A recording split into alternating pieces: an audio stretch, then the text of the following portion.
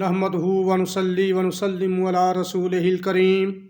اما بعد فاعوذ باللہ من الشیطان الرجیم بسم اللہ الرحمن الرحیم والذی جاء بالصدق وصدق بہ اولئک هم المتقون۔ معزز جملہ سامعین کرام، آج اس عظیم شخصیت، خلوص و وفا کے پیکر، صدق و وفا کے پیکر، محبت و وفا کے پیکر، صداقت کے پیکر،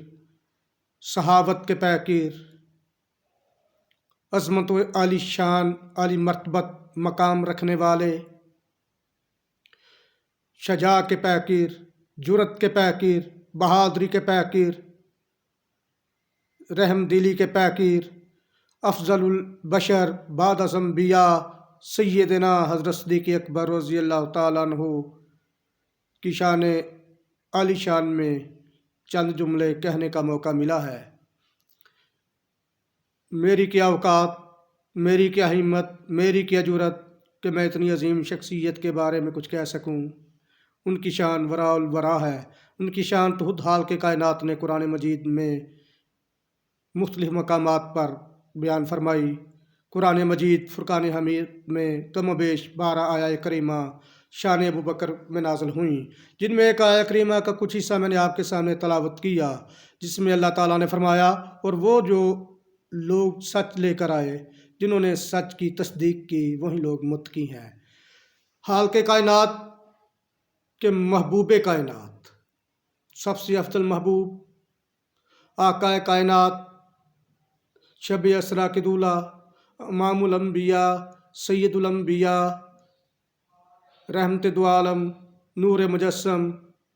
میرے آقا و مولا حضرت محمد الرسول اللہ صلی اللہ علیہ وآلہ وسلم، آپ سچ لے کر آئے۔ جب آپ نے پہلی وحی کے مطابق اعلان نبوت کیا تو سب سے پہلے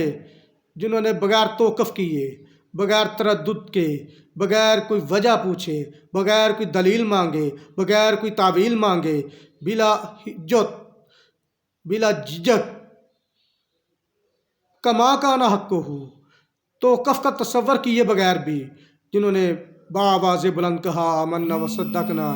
اے محبوب کائنات، آپ صلی اللہ علیہ وآلہ وسلم نے جو فرمایا سچ فرمایا، میں اس پر ایمان لاتا ہوں۔ وہ شخصیت ذی وقار سیدنا حضرت ابو بکر صدیق رضی اللہ تعالیٰ عنہ کی شخصیت ہے، جس کے متعلق ڈاکٹر علامہ محمد اقبال نے کیا فرمایا تھا، پروانے کو چراغ بلبل کو پھول بس خدا کے لیے، پروانے کو چراغ بلبل کو پھول بس صدیق کے لیے خدا کا رسول بس۔ تو شان ابو بکر آپ صلی اللہ علیہ وسلم کی زبان میں بیان کرنا چاہوں گا۔ آپ صلی اللہ علیہ وسلم نے فرمایا، ما سب اللہ فی صدری شیئا الا اسببتہ فی صدری ابی بکر۔ ہر وہ چیز جو اللہ نے میرے سینہ میں داخل کی، وہ ابو بکر صدیق کے سینہ میں داخل کی۔ یعنی آپ صلی اللہ علیہ وسلم نے فرمایا کہ میں صداقت کا پیکر ہوں، تو وہ صداقت کے پیکر والی خصوصیات میں نے ابو بکر صدیق کے سینہ میں منتقل کر دی۔ میں نور کا پیکر ہوں، وہ نورانیت کی خصوصیات میں نے ابو بکر صدیق کے سینہ میں منتقل کر دی۔ آپ صلی اللہ علیہ وسلم نے فرمایا، میں خلوص کا پیکر ہوں، وہ خلوص کی خصوصیات میں نے ابو بکر صدیق کے سینہ میں منتقل کر دی۔ میں شجاعت کا پیکر ہوں، وہ شجاعت والی خصوصیات میں نے ابو بکر صدیق کے سینہ میں منتقل کر دی۔ میں جرأت کا پیکر ہوں، وہ جرأت والی خصوصیات میں نے ابو بکر صدیق کے سینہ میں منتقل کر دی۔ میں رحمت للعالمین ہوں، وہ رحمت والی خصوصیات میں نے ابو بکر صدیق کے سینہ میں منتقل کر دی۔ میں امام الانبیاء ہوں، اور ابو بکر صدیق انبیاء کے بعد تمام جو بشر ہیں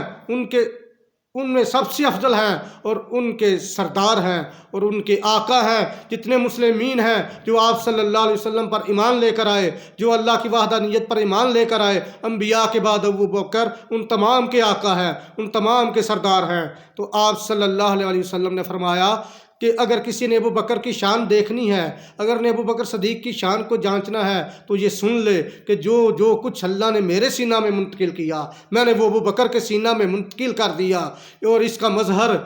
کا مظہر وہ 3 راتیں جب غار کے اندر حضرت ابو بکر صدیق رضی اللہ تعالیٰ عنہ آپ صلی اللہ علیہ وسلم کے ساتھ رہے، آپ صلی اللہ علیہ وسلم کی معیت میں رہے، آپ صلی اللہ علیہ وسلم